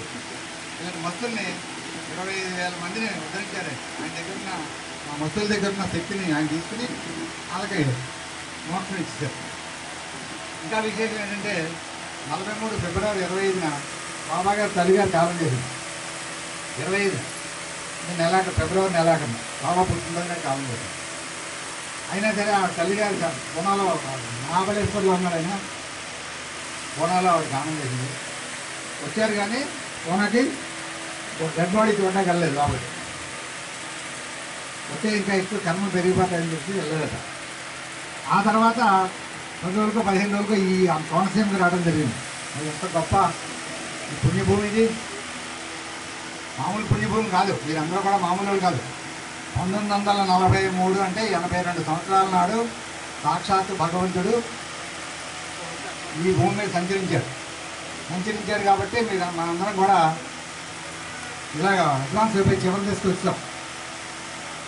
అటువంటి అదృష్టాన్ని, అటువంటి అవకాశాన్ని ఇక్కడ అన్ని అదృష్టమైన ఆత్మలు ఉన్నాయి. దాన్ని సద్వినియోగం చేసుకుని ఈ జన్మలోనే ఎక్కడో పెట్టుకోవద్దు, దూరం పెట్టుకోవద్దు. నాకు వద్దు బాబు ఈ ఇబ్బందులు, ట్రబుల్స్, ఆరోగ్య అనారోగ్యాలు, సన్మానం, అవమానాలు నాకు వద్దు, జనన మరణాలు నాకు వద్దు. ఈ జన్మలో నేను భగవంతుడిలోకి వెళ్ళిపోవాలి అని ఎవరిమట్టుకాళ్ళు టార్గెట్ పెట్టుకోవాలి. ఈ జన్మ ఎందుకోసం ఉద్దేశింపబడింది, ఈ జన్మకు అర్థం తెలుసుకోవాలి. ఈ జన్మకు పరమార్థం అంటే తెలుసుకుని జీవిస్తే చాలా సులువైపోతుంది. ఈ జన్మకు అర్థం భగవంతుడిని ప్రేమించడం కోసం. ఎమ్మెల్యే, మినిస్టర్, ఆస్తులు సంపాదించడానికి, పిల్లల్ని కనడానికి, వ్యాపారం చేయడానికి, పేరు ప్రఖ్యాతులు గడించడానికి కాదు వచ్చింది. కేవలం భగవంతుని ప్రేమించాలి. భగవంతుని ప్రేమించాలంటే నా ఫోటోల్లో కాదు, నా దండలు వేయడం కాదు, మీకు కనిపించే పెద్దవాడు నేనే అక్కడ ప్రేమించాడు అని ప్రేమించినట్టు నేను చేసే సహాయం నేను భగవంతుడు చేస్తాను. అంచేత ఎవరి మాట కాళ్ళు అందరూ చివరికి వచ్చిన వాళ్ళే. నేను చాలా చిన్నవాడిని మీ అందరి ముందు, కాబట్టి నాకు తెలిసిన మటుకు చెప్పాను. అంచేత మార్చి నెల మళ్ళీ ఇవాళ 82 సంవత్సరాల తర్వాత ఇక్కడ పెద్ద కార్యక్రమం జరుగుతుందంటే మామూలు ఆషామాషి కాదు. నేను ఎవరిని మెచ్చుకోను. ఈ పెద్ద మనిషిని మీ కోనసీమకి అప్పచెప్పాడు బావగారు. దాన్ని సద్వినియోగం చేసుకుని ఈ జన్మలోనే భగవంతుడు అయిపోయినాం అనే ఆ టార్గెట్. ఇప్పుడు జన్మకు అర్థం చెప్పాను, భగవంతుని ప్రేమించడం. ఈ జన్మకు పరమార్థం ఏంటంటే భగవంతుడు ఒకటి అయిపోవాలి. The aim of life is to love God. The goal of life is to become one with God అని చెప్పారు బాబా గారు. దానికి నేను చిన్న తోక తగిలిస్తున్నాను. ఇన్ దిస్ లైఫ్ ఈ జన్మలో భగవంతుడు అయిపోవాలి. అన్ని పనులు చేయండి, అన్ని కర్మానుసారం ఏ పనులు వస్తే ఆ పనులు ఎదురుపడితే చేసుకో, బాధపడకుండా ఉండాలి. బాబా గారు ఏం చెప్పారు? Don't worry. ఎప్పుడంట ఆనందంగా ఉన్నప్పుడు కాదండి, మీ రాజ్యం పోయినప్పుడు, మీ కుటుంబం చిన్నాభిన్నం అయిపోయినప్పుడు, మీ ఆస్తులు కొల్లగొట్టబడిపోయినప్పుడు, నువ్వు నుంచున్న భూమి కాలు కింద విడిపోయినప్పుడు నువ్వు వరి అవ్వకుండా అనమాట. అది నిజ జీవితం ఎవరైతే ఆచరించారో ఈ జన్మలో భగవంతుడు అయిపోతారు. కాబట్టి ఈ అవకాశం నాకు ఇచ్చినందుకు అయిపోతున్నాను బాబా. నేను ఈసారికి నెక్స్ట్ మళ్ళీ ఎప్పుడైనా అవకాశం వచ్చినప్పుడు మళ్ళీ చెప్పుకుందాం. ఈ మార్చి నెల మాత్రం చాలా చాలా కోనసీమకి సాక్షాత్తు ఈ యుగావతార పురుషుడు ఇప్పుడు దాకా ఎన్నిసార్లు వచ్చినా సరే అన్నీ కలిసి వెరసి మెహర్ బాబా. ఆషామాషి కదా, అందగాడు, most powerful, the highest of the head ఇక్కడికి వచ్చాడు ఫిజికల్గా ఈ నెలలోనే 82 సంవత్సరాలు. మీరందరికీ దాన్ని సద్వినియోగం చేసుకుని ఈ జన్మలో తరించాలని కోరుకుంటూ అవతార్ మెహర్ బాబా की जय, అవతార్ మెహర్ బాబా की जय, అవతార్ మెహర్ బాబా की जय. పూర్ణచంద్ర గారు మెహర్ బాబా మనకి అవగాహన ఇచ్చినటువంటి పరిణామ క్రమం. పరిణామం అంటే ఓం బిందువులోంచి వ్యక్తమైన తర్వాత గాలి, నీరు, రాయి, లోహములు, క్రిమికీటకాదులు, వృక్షములు, క్రిమికీటకాదులు, మత్స్యములు, పక్షులు, జంతువులుగా 5,04,00,000 ఉపాధులు ధరించడం అనేటువంటి పరిణామ క్రమము అన్నారు. అంటే మన శరీరము కూడా అలాగే క్రమంగా పరిణామం చెందుతూ సంస్కారాలు పెంచుకుంటూ చైతన్యాన్ని వికసింపజేసుకుంటూ పరిపూర్ణమైన చైతన్యాన్ని మానవుడు కలిగి ఉన్నాడు. అలాగే శరీరము కూడా పరిపూర్ణమైనటువంటి శరీరము. అయితే ఇక ఆ సంస్కారాలన్నీ విడుదల చేసుకోవడానికి ఈ పునర్జన్మ క్రమం అనేది ఏర్పడినది. అంచేత ఒకప్పుడు స్త్రీగా పురుషుడిగా అంటే అర్థం ఏమిటంటే ఆ సంస్కారాలన్నీ ఒక్కొక్కటి విడుదల చేసుకోవడానికి అవసరంగా ఈ జన్మలు ఉద్దేశించబడ్డాయని, ఇందుకు 84 లక్షల జన్మలు అవసరం అవుతుందని బాబా తెలియజేశారు. అయితే మనకి రాయితీ ఏమిటాయి అంటే డిస్కౌంట్ అప్పుడప్పుడు వస్తూ ఉంటాయి కదా. ఆ డిస్కౌంట్ ఏంటంటే ఇలాంటి సత్సంగాల్లో వచ్చినప్పుడు కొన్ని లక్షల జన్మలు రద్దయిపోతూ ఉంటాయి. అవతార పురుషుని ఆశ్రయించినప్పుడు ఆయన దర్శన స్పర్శన భాగ్యం కలిగినప్పుడు కూడా కొన్ని లక్షల జన్మలు రహితం అయిపోతూ ఉంటాయి. అందుచేత సర్వకాల సర్వావస్థల యందు అవకాశం వచ్చినప్పుడల్లా ఆధ్యాత్మిక కార్యక్రమాల్లో పాల్గొనడం ద్వారా మనకి ఏం జరుగుతుంది? ఆ జన్మల నుండి రహితం అవుతూ చైతన్య వికాసం కలుగుతూ పురోగమింపబడుతూ ఉంటాము అని మనం గుర్తించి మనం అందరం కూడా ఇలాంటి కార్యక్రమాల్లో పాల్గొనడం అది బాబా మనకి ఇచ్చినటువంటి గొప్ప అవకాశంగా భావించుకుంటూ, అయితే ఇంకా ఏంటంటే ఈ చిన్న విషయాలు మనం చాలామందికి చిన్న విషయాల్లో అక్కడ అవగాహన కాక అక్కడే ఆగిపోతూ ఉంటారు. ఇప్పుడు ఉత్తర గీతలో కృష్ణ పరమాత్మ ఒక విషయం చెప్పారు. ఉత్తర గీతలో ఎందుకంటే పూజాకోటి సమం స్తోత్రం, కోటి పూజలు ఒక స్తోత్రానికి సమానమట. అంటే పూజలతో బంధించబడ్డ వాళ్ళు స్తోత్రములకు వెళితే అంటే స్తుతిస్తే భగవంతుడిని కోటి పూజలు చేసిన ఫలితం వస్తుంది అని చెప్పారు. అలాగే మనకి స్తోత్ర కోటి సమం జప అంటే 1,000,000 సార్లు జపాలు అదే స్తోత్రాలు చేస్తే ఒక జపముతో సమానం. ఒక జపము హృదయపూర్వకంగా ఎవరైతే జపం చేస్తారో వాళ్ళు 1,000,000 స్తోత్రాలు చేసిన పుణ్యఫలం వస్తుంది అని. అలాగే జపకోటి సమం ధ్యానం, ఎవరైతే ధ్యానం చేస్తారో 1,000,000 సార్లు జపం చేసిన ఫలితం పొందుతామని అన్నారు. ఎవరైతే ఈ ధ్యానం చేస్తూ 1,000,000 ధ్యానాలు ఒక జన్మలో సాధ్యమవుతుందండి. అలాగే 1,000,000 ధ్యానాలు చేసినప్పుడు ఎంత ఫలితం వస్తుందో ఒక్కసారి నిర్వాణం అంటారు దాన్ని, సమోలయ ధ్యాన కోటి సమోలయ అన్నారు. ఆ నిర్వాణ అనుభవంలోకి మనం ఎవరైతే ప్రవేశించామో 1,000,000 ధ్యానముల యొక్క ఫలితాన్ని మనం పొందగలుగుతాము అని అర్థం. ఇక మెహర్ బాబా వచ్చి మనకి ఏం చేశారయ్యా అంటే 1,000,000 జన్మల యొక్క ఫలితాన్ని నిర్వాణ అనుభవం ద్వారా మనకు అందించారు. అందుకని నన్ను ప్రేమించండి, నన్ను ప్రేమిస్తే నీ అంతఃకరణతో కాడైపోతుంది, నీ సంస్కరణలన్నీ భస్మీపట్నం అయిపోతాయి, నా దివ్య నామాన్ని స్మరించిన వాళ్ళు దైవానుగ్రహాన్ని నేరుగా పొందగలుగుతారు అని చెప్పారు. అయితే ఇక్కడ మనం గుర్తుపెట్టుకోవాల్సిందంటే మనం రాముడిని ఆరాధిస్తున్నాం, కృష్ణుడిని ఆరాధిస్తున్నాం, ఈ అవతార కోవకు చెందినటువంటి వాడిని ఎవరిని ఆరాధించినా పురోగమనం అనేది ఉంటుంది. కానీ కల్పిత దేవతలు మన అనుభవం కోసం, మన కోరికలు తీర్చుకోవడం కోసం, మన భయాన్ని నుంచి బయటపడడం కోసం కొన్ని కల్పిత దేవతలను ఏర్పాటు చేసుకుని ఆ కల్పిత దేవతలే నిజమని భ్రమించి వాటిలను మొక్కుకుంటూ కొన్ని లక్షల జన్మలు అలా వృధా అయిపోతున్నాయని చెప్పారు బాబా. అందుకని అవతార పురుషులు మీరు రాముడిగా ఆరాధించినా నా సహాయం అందుతుంది, కృష్ణుడిని మీరు ఆరాధించినా నా సహాయం అందుతుంది.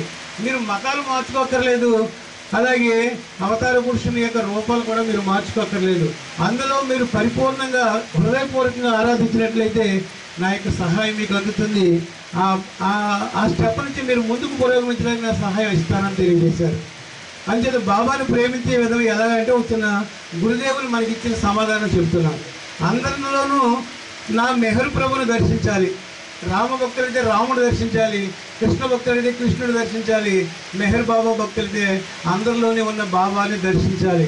ఎవరు చూసినా మెహర్ బాబాని చూస్తున్నట్టు ఆ విధమైనటువంటి భావన అలవాటు చేసుకోవాలి. అలాగే మనసును సంస్కరించుకుంటూ ఉండాలి. మన మనసు ఏం చేస్తూ ఉంటుందంటే అనేక రకాల మభ్య పెడతా ఉంటుంది. మనసు కోతి లాంటిది, ఈ కొమ్మించి ఆ కొమ్మిది ఎలా వెళ్తూ ఉంటుందో అలాగే మనసు కూడా రకరకాలైనటువంటి ఈ ప్రేరణలతో కూడి ఉంటుంది. సంస్కారం యొక్క వ్యక్తీకరణ మనస్సు. ఆ మనస్సుని కట్టాలి, మనసును కంట్రోల్లో పెట్టుకోవాలి అంటే నిగ్రహపరచుకోవాలి, ఏకోన్ముఖం పరచుకోవాలి. అందుకని ఒక రూపం మీద కేంద్రీకరించడం వల్ల నీ మనస్సు నీ స్వాధీనంలోకి వస్తుందని చెప్పారు. తర్వాత హృదయం అరిషడ్ వర్గాల నుండి తొలగించుకోవాలి, నీ స్వభావాన్ని మార్చుకోవాలి. మనం ఎక్కడికక్కడే బంధించబడుతూ ఉంటాం. స్వభావాలు ఉంటే మనకు ఒక్కొక్కరికి ఒక్కో రకమైన స్వభావం. ఆ స్వభావాలను మార్చుకోగలిగినప్పుడు భగవంతుని యొక్క అనుగ్రహాన్ని పొందగలుగుతాం. పరిమితిని అధిగమిస్తేనే తప్ప బాబాను ప్రేమించలేము. మన సంకుచిత భావాలతో స్వభావాలతో పరిమితపరచబడి నేను నాది నావారు అనే దాంతో బంధించబడి భగవంతుని యొక్క అనుగ్రహానికి దూరం అయిపోతున్నారు. అందుచేత ఆ పరిమితత్వాన్ని విడిచిపెట్టి విశాలమైనటువంటి విస్తృతంగా నీ యొక్క అపరిమితత్వమైనటువంటి స్థితిలో నువ్వు ప్రవేశించాలని తెలియజేశారు. ప్రేమను వ్యక్తం చేయడానికి నిజమైన త్యాగం కావాలి. బాబాను ప్రేమించడం అంటే, భగవంతుడిని ప్రేమించడం అంటే అర్థం త్యాగం వల్లనే సాధ్యమవుతుంది. త్యాగే నైకే అమృతత్వ మానసు అన్నాడు. త్యాగం వల్లనే అమృతత్వం అంటే ఆ దివ్య వైభవాన్ని, ఆ సచ్చిదానంద స్థితిని మనం పొందగలుగుతామని తెలియజేశారు. అలాగే నిజమైన వైరాగ్యం కావాలి. వైరాగ్యం అంటే దాన్ని మనం అన్నీ విడిచిపెట్టేయడం కాదు, దాని ఎడల ఉన్న బంధనను గుర్తించాలి, ఆ బంధనను విడిచిపెట్టాలి. బంగారాన్ని బయటికి విసిరేయగలమా ఈ రోజుల్లో? కానీ బంగారం ఉండాలి, ఉన్నా తప్పులేదు, లేకపోయినా తప్పులేదు, కానీ దాని ఎడల లంపటత్వం ఉండకూడదు. తెలిసినా తెలియకపోయినా ఏదో ఒక రోజు విడిచిపెట్టక తప్పదు. దీంతో నాకు ఎందుకు ఈ లంపటత్వం? అందుకని అలాంటి ప్రతిదానికి ఆ తెగింపు ఉండాలి. నీకు ఇష్టం ఉన్నా ఇష్టం లేకపోయినా నీకున్నటువంటి సమస్తాన్ని ఏదో ఒక రోజు విడిచిపెట్టక తప్పదు. ఇష్టమైన వాళ్ళను, ఇష్టమైన వస్తువులను, ఇష్టమైన సంపదల్ని త్యాగం చేయక తప్పదు. అది ఎవరికి చెప్పక్కర్లేదు, మనమే ఆటోమేటిక్గా స్వప్నంలో నిద్రలోకి వెళ్ళినట్టు వెళ్ళిపోతూ ఉంటారు. అలాగే స్వార్థము, సంకుచితత్వము, అహంకారము రహితం అవ్వాలి. అవి కనుక రహితం కాకపోతే నువ్వు ఎన్ని పూజలు చేసినా నిరర్థకములే అని తెలియజేశారు.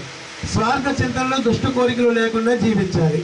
అంటే కోరికలు ఉండొచ్చు, కానీ దుష్ట కోరికలు అంటే అన్నీ మనకే రావాలి, అవతలవాడు పోవాలి అనుకోవడం కాదు. కానీ అందరూ సర్వే జన సుఖినో భవంతు అనే భావనతో ఉండగలిగినప్పుడు అందరి యొక్క సంఘ శ్రేయస్సు కోసం, సమాజ శ్రేయస్సు కోసం మనం ఏం చేయాలంటే ఏదైనా ఒక మంచి పని చేస్తే, ఇప్పుడు అనేక మంది పెద్దలు, సైంటిస్టులు, అలాగే రాజకీయ నాయకులు నుండి ఎవరైనా వాళ్ళందరూ కూడా ప్రజా సంక్షేమం కోసం అన్ని ఏర్పాట్లు ఎన్నెన్నో కనిపెట్టి మనకు అందించారు. మైకులు, కుర్చీలు, అసలు ఒకటి కాదు, మన సుఖజీవనానికి అవసరమని ఎన్ని అందించారు.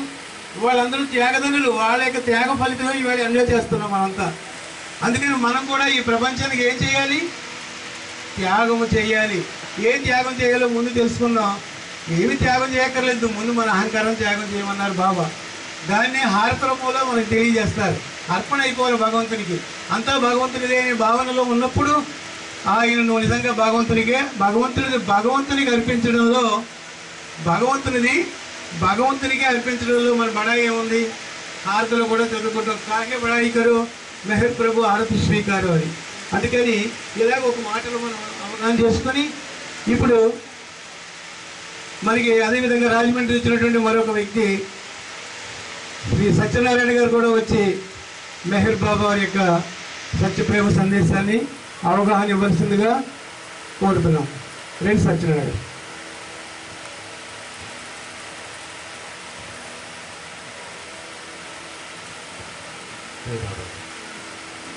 अवतार मेहर बाबा की जय, अवतार मेहर बाबा की जय, अवतार मेहर बाबा की जय।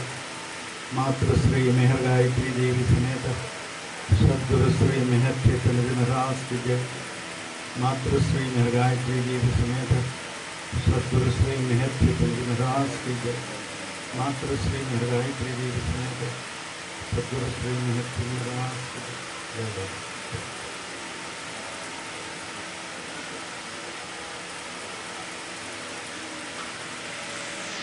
ఇక్కడ విచ్చేసినటువంటి భగవద్భక్తులకు, బాబా ప్రేమికులు అందరికీ హృదయపూర్వక స్వాగతం అండి. అలాగే ఇక్కడికి వచ్చినటువంటి ప్రతి ఒక్కరు కూడా ధన్యులు.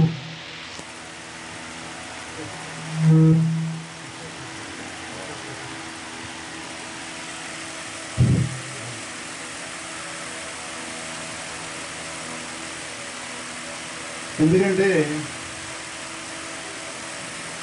అవతార పురుషుని కార్యక్రమంలో పాల్గొనడం అనేక లక్షల జన్మలలో చేసుకున్నటువంటి పుణ్యం వల్ల మాత్రమే ఈ యొక్క ప్రజెంట్ అవతారం తెలుసుకునే అవకాశం ఉన్నదట. అంటే తెలుసుకోవడం అంటే ఎప్పుడైనా తెలుసుకోవచ్చు. 84 లక్షల జన్మలు ఉన్నాయి మనకి. ఏ జన్మలో అన్నా తెలుసుకోవచ్చు. 5 కోట్ల సంవత్సరాల్లో ఎప్పుడైనా తెలుసుకోవచ్చు. అయితే తెలుసుకోవడం ఎందుకు, ఆయన రావాల్సినటువంటి అవసరం ఏమిటి అనేటువంటిదే కదా. మరి ప్రతి ఒక్కరూ మీరందరూ ఆత్మస్వరూపులు అనేసి తెలియజేస్తూ ఉంటారు.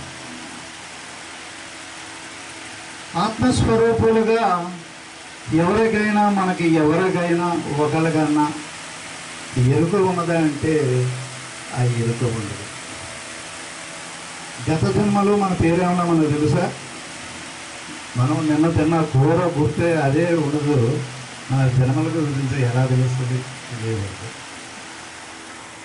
ఇలా 84 లక్షల జన్మలు పునర్జన్మల్లో ఒకసారి స్త్రీగా, ఒకసారి పురుషుడిగా, ఒకసారి ధనికుడిగా, ఒకసారి పేదవారిగా, ఒకసారి అజ్ఞానిగా, ఒకసారి జ్ఞానిగా, ఒకసారి పొట్టుగా, ఒకసారి పొడక, ఒకసారి నల్లగా, ఒకసారి తెల్లగా, ఒకసారి ఒక దేశంలో ఇంకొకసారి ఇంకొక దేశంలో పుడుతూ పుడుతూ మరణిస్తూ ఉంటారు.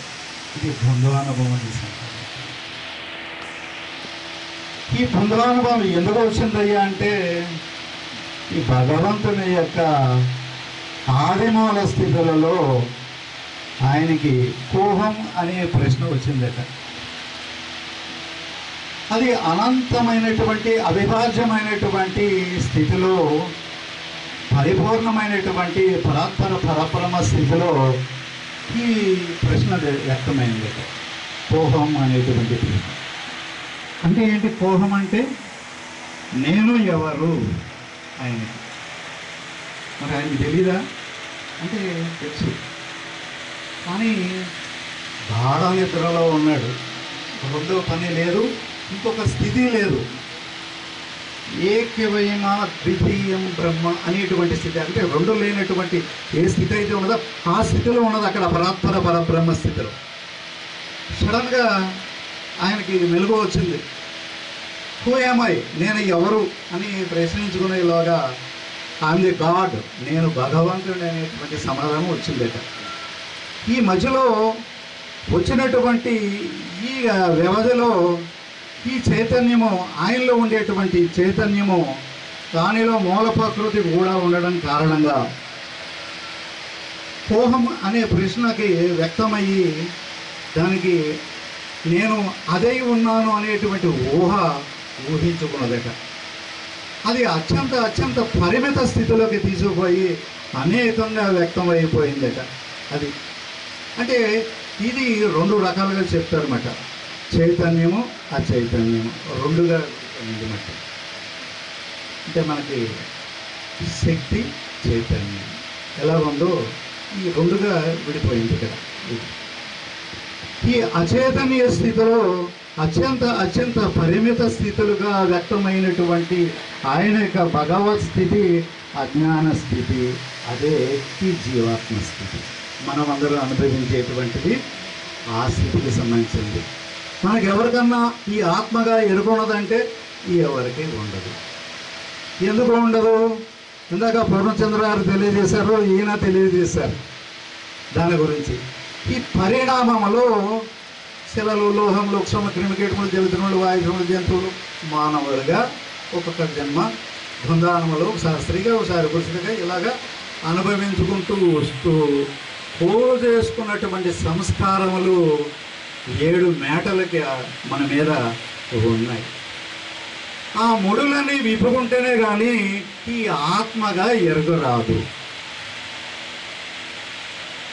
మరి మనకు తెలిసి వేసుకున్నామంటే మనకు తెలియదు. ఆయన అంతర్యామయ్యే చైత్య పురుషుడని ఆయనే ఇవన్నీ ముడులు వేసుకుంటూ మనకి ఈ అనుభవం దాకా తీసుకొచ్చి వదిలిపెట్టాడు. మరి ఇక్కడ వదిలిపెట్టాక నీ ప్రమేయం లేకుండా ఆయన మేలుకొల్పడం కూడా సాధ్యం కాదు. నువ్వు అవకాశం ఇస్తే కానీ మేలుకొనడం సాధ్యం కాదు. మరి అవకాశం ఇవ్వాలంటే అసలు భగవంతుడి గురించి తెలియాలి కదా. ఏ రకంగా తెలుస్తుంది? ఈ పురాణకారులకే తెలియనటువంటి స్థితి అది. వేదాలు చదివినప్పటికీ కూడా వారికి వేదాలకు సంబంధించిన పద్యాలు తెలియబడుతుంది, దాంట్లో తాత్పర్యాలు తెలియబడుతుంది, దాంట్లో మూలమైనటువంటి స్థితి తెలియబడేటువంటిది కాదు. అది అనుభవానికి సంబంధించింది తప్ప మాటలతో చెప్పుకుంటే తెలియబడేటువంటిది కాదు. అందుకు గతావతారంలో సహాయం చేసుకుంటూ జరతృష్టగా, అంటే వేదంలో తెలియజేశారు జరతృష్ట అని, జిరాస్టర్ అనేసి అంటారు ఇక్కడ. ఆయనగా వచ్చి ఒక భూమికలోకి ఈ చైతన్యాన్ని అంతా నెట్టుకొని వచ్చారట.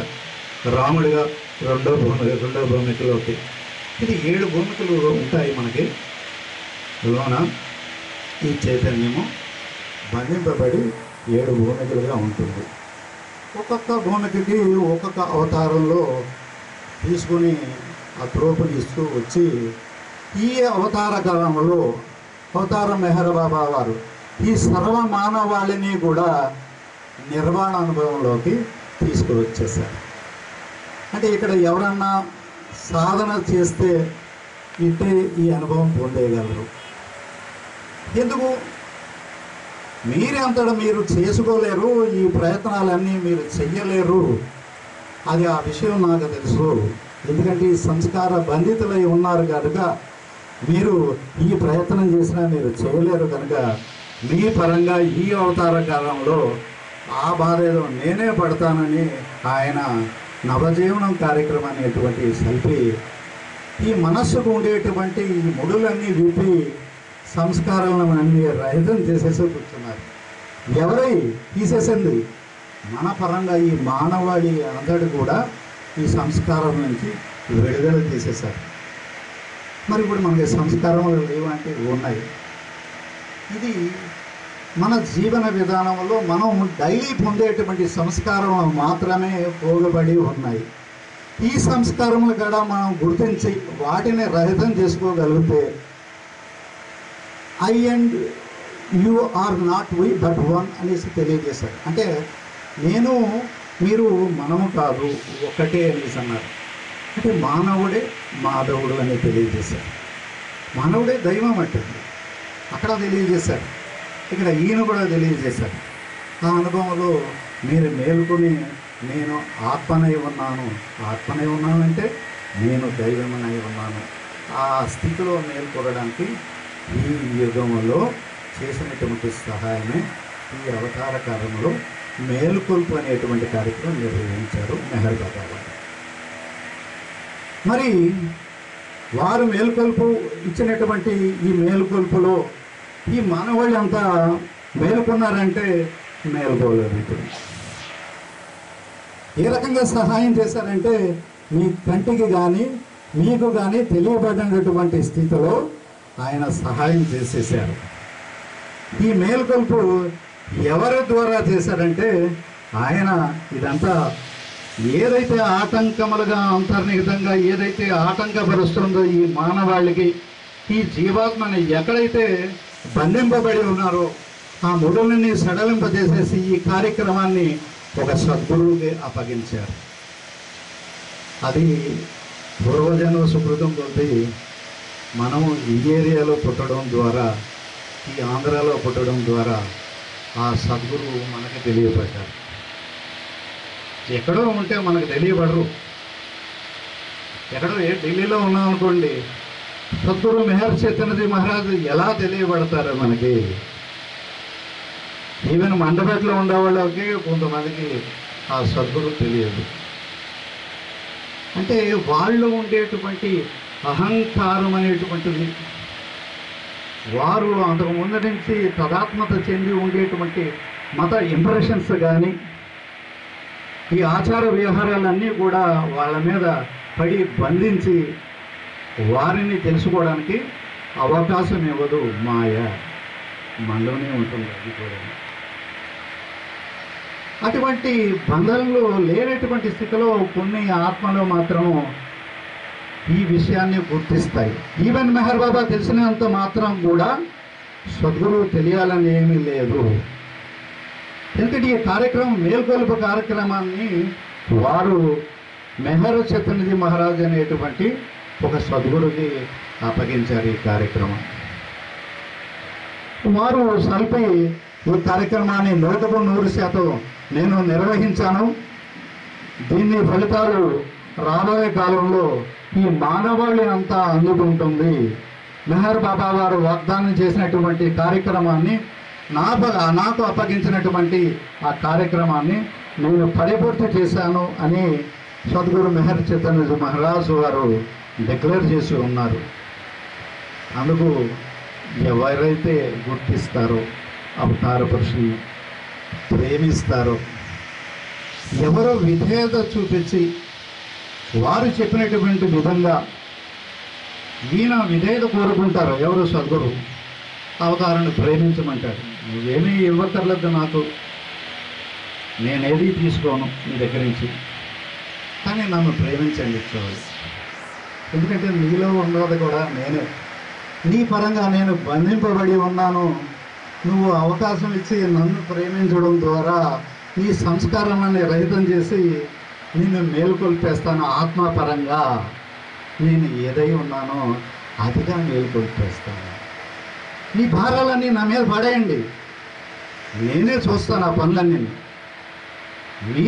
మీరు అనుకుని నేనేదో సాధించగలను అనుకుని మీరు అనుకుని మీకు మీరే జీవిస్తున్నారు తప్ప ఆ భారాన్ని నా మీద నిజంగా ఎవరూ వేయడం లేదు. నేను రెడీగానే ఉన్నాను. అది మనం ఆయన మీద మోపలేకపోతున్నాం. ఏమో ఈయన తీరుస్తాడో లేదు, ఇంకోటి ఎవరన్నా ఉన్నారేమని మళ్ళీ ఇంకా పక్క చూపులన్నీ చూస్తూ ఉంటాం. అటు వెంకటేశ్వర స్వామి, ఇంకొకటన్నా సాయిబాబా అని రకరకాలుగా. ఇలాగే మనం గతంలో ఇవన్నీ చేసి వచ్చాం కాబట్టి అనుభవం మాకు ఉంది. అయితే ఏంటంటే ఇక్కడ గుర్తించినప్పుడు ఏకత్వముగా తీసుకోవాలి. ఏదైనా అనేకత్వంలో సాధ్యం కాదు, అది సాధ్యం కాదు. ఏకత్వ స్థితి. ఎప్పుడు ఏకత్వ స్థితి మీకు తెలియబడుతుంది? ఈ యుగ అవతారుడు తెలియబడినప్పుడు మాత్రమే మనం ఈ ఏకత్వ స్థితిలోకి రాగలుగుతాం. అసలు సద్గురు స్థితి కూడా రెండుగా ఏమీ లేదు. ఈ సద్గురులో ఉండేటువంటి చైతన్యం కూడా ఈ అవతార చైతన్యమే వ్యక్తమై మెహర చైతన్యముగానే వ్యక్తమైంది ఇక్కడ. అందుకని అది కూడా ద్వంద్వం లేదు. ఒక పాయింట్ ఉన్నదంటే బ్రహ్మ బొరుసు ఈ రెండు ఉంటేనే ఆ నాణ్యం చెల్లుతుంది, లేకపోతే చెల్లదు కదా. అలాగే వ్యక్త బ్రహ్మానుభవము, అవ్యక్త స్థితి, ఈ రెండు కలిసినటువంటి ఏకత్వ స్థితి ఇక్కడ మనకి ఈ స్థితి, ఈ దైవీ స్థితి. కనుక అవతార పురుషుని ప్రేమించడం ద్వారా సద్గురువు చెప్పినటువంటి ధ్యానము అనేటువంటిది చేయడం ద్వారా, ఆయన చెప్పినటువంటి నామం చేయడం ద్వారా, ఆయన చెప్పినటువంటి మౌనం ఆచరించడం ద్వారా ఈ అనుభవంలోకి ప్రవేశించడం సాధ్యమవుతుంది. మీరు ఎప్పుడైతే విధేయతతో మీరు ఈ ధ్యానంలోకి ప్రవేశించారో ఆ అవతార చైతన్యంతో తదాత్మత చెంది ఆ పరిపూర్ణమైనటువంటి చైతన్యంతో ఆ దివ్య చైతన్యంతో తదాత్మత చెందినప్పుడు ఈ సంస్కారములు ఏదైతే ఉన్నాయో మిగిలినటువంటి సంస్కారాలు నేను రైతపరిచి మిమ్మల్ని ఆ శిక్షానుభవంలో మేలుకొల్పి ఆ దైవీ అనుభవాన్ని ఇవ్వడానికి మేరబాబా వాగ్దానం పరివృత్తి చేయడానికి అది సాధ్యమవుతుంది.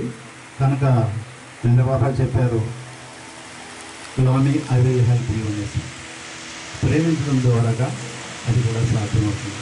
అందుకని ఒక్క 5 నిమిషాలు ధ్యానం చేద్దాం. ఇప్పుడు ఒక 5 నిమిషాల నుంచి 5 నిమిషాల కన్నా ముందే పూర్తి చేద్దాం. ఒక 2 మినిట్స్ సరిపోతుంది మనకు.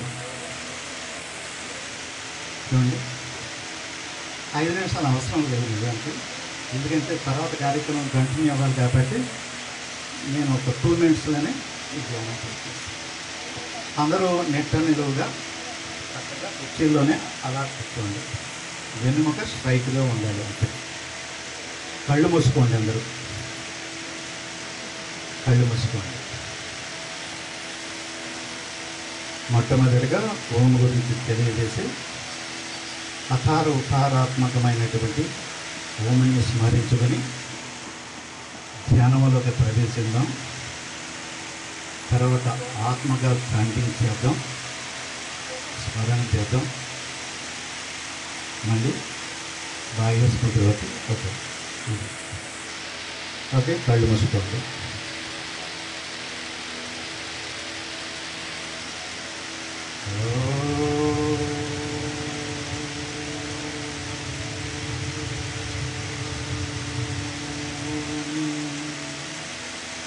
మీ దృష్టినంతా భూమధ్యం మీద నిలబడి కనుబొమ్మల మధ్య భూమధ్యంలో నిలబడి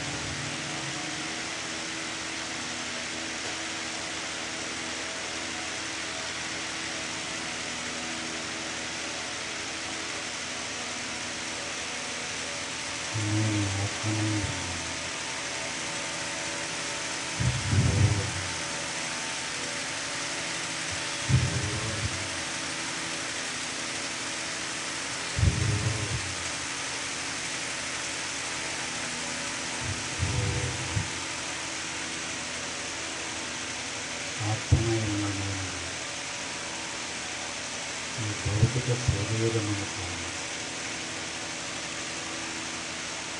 ఆత్మనయనమైన ఈ భౌతిక శరీరమును కాను,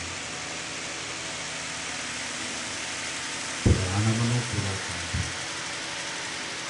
ఆత్మనయనమైన భౌతిక శరీరమును కాను, ప్రాణమును కాను. ఆత్మనయనమైన భౌతిక శరీరమును కాను, ప్రాణమును కాను.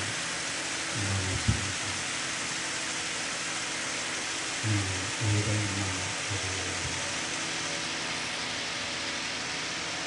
ఏ సంస్కారములో లేని పరిశుద్ధ చైతన్యముగా వ్యక్తమై ఉండేటువంటి ఏదైనా అది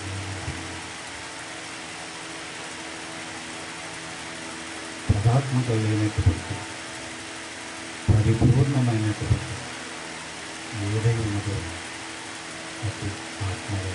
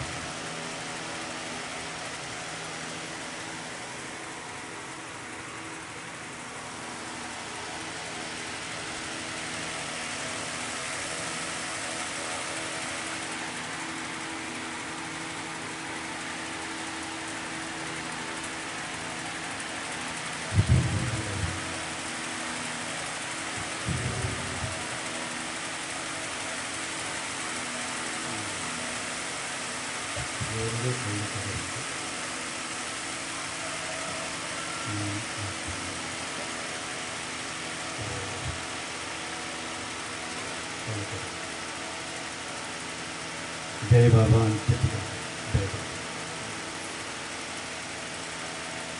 అంటే ఈ ప్రశాంతత, ఈ స్థితి అవసరం అంటే అవసరం. మనసు పనిచేస్తున్నప్పుడు భగవంతుడి యొక్క అనుగ్రహం మనకు క్లారిటీ 100% దాంట్లో క్లారిటీ ఉంది. అంటే మనసు మనకు సంబంధించినటువంటి సంస్కారంతో కూడినటువంటి మనస్సు.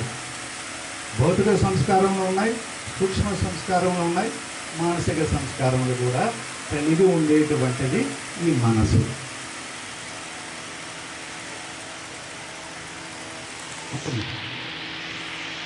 ఈ మనసు పనిచేస్తున్నప్పుడు భగవంతుడి విషయం మనకు తెలియదు. అందుకనే ధ్యానాన్ని ప్రతిపాదించారు. ఈ మనసుని లుప్తం చేసుకుంటేనే కానీ నా యొక్క దివ్యానుభవంలోకి మీరు ఆ స్పర్శను పొందడం సాధ్యం కాదని మెహర్ బాబా వారు మనకి ఒక టూల్ ఒకటి ఇచ్చారు. ధ్యానానికి ఒక ప్రక్రియని మనకి ఇచ్చారు. అది దైవీ ప్రణాళిక.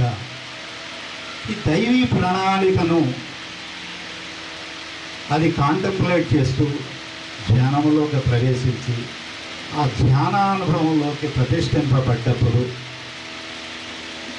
వారు ఏ చైతన్యం అయితే పరిశుద్ధ చైతన్యం అయితే దైవీ చైతన్యం అయితే ఉన్నదో ఆ దైవీ చైతన్యము ఈ జీవాత్మకు సంబంధించినటువంటి ఈ ప్రాతిభాసిక అహమ యొక్క స్థితిని అధిగమించి ఆ ధ్యానానుభవంలో ప్రవేశించి దానితో ఈ ఆత్మ పరమాత్మతో లింక్ అయినప్పుడు వారు కలగజేసుకొని మనకి సంబంధించినటువంటి విషయాలన్నీ పరిష్కరిస్తూ మిమ్మల్ని పురోగతింపజేస్తాం. అది తెలుసుకోవడానికి వారు ఇచ్చినటువంటి ఈ దైవీ ప్రణాళిక. ప్రతి ఒక్కళ్ళు ధ్యానం చెయ్యండి. మన స్వభావాలను మార్చుకోవడానికి శాకాహారం కూడా అలవాటు అయితే చూసుకోవచ్చు. అది కంపల్సరీ మాత్రం కాదు, ఎవరిష్టం వాళ్ళదే.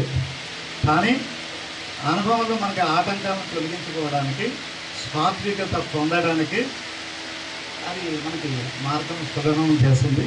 అందుకని అది కూడా చేయండి. అవతార పురుషుడు ఈ యుగానికి సంబంధించినటువంటి అవతార జీవితం కలిగినటువంటి ఈ అవతార పురుషుల్ని గుర్తించినప్పుడు మాత్రమే ఈ సత్యానుభవం సాధ్యమవుతుంది. అలాగే సద్గురు మెహర్ చైతన్య మహారాజు వారు మండపట్లో మనకి వ్యక్తమై ఉన్నారు.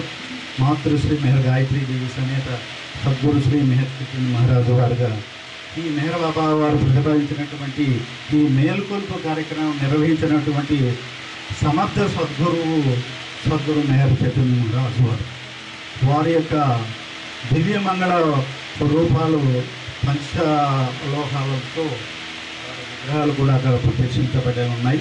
అక్కడి నుంచే ఈ మెహర్ బాబా వారి యొక్క ఏ సహాయం అయినా అక్కడి నుంచి మనకి రాబోయే 700 సంవత్సరాలుగా అక్కడి నుంచే ఈ యొక్క అనుగ్రహం ప్రసరింపబడుతుంది. కనుక ప్రతి ఒక్కళ్ళు కూడా వెళ్ళి ఎవరైనా కొత్తవారు ఉంటే అక్కడికి వెళ్ళి దర్శించుకోండి, ఆ అనుగ్రహం పొందండి. జై బాబా. అవతార్ మెహర్ బాబా की जय.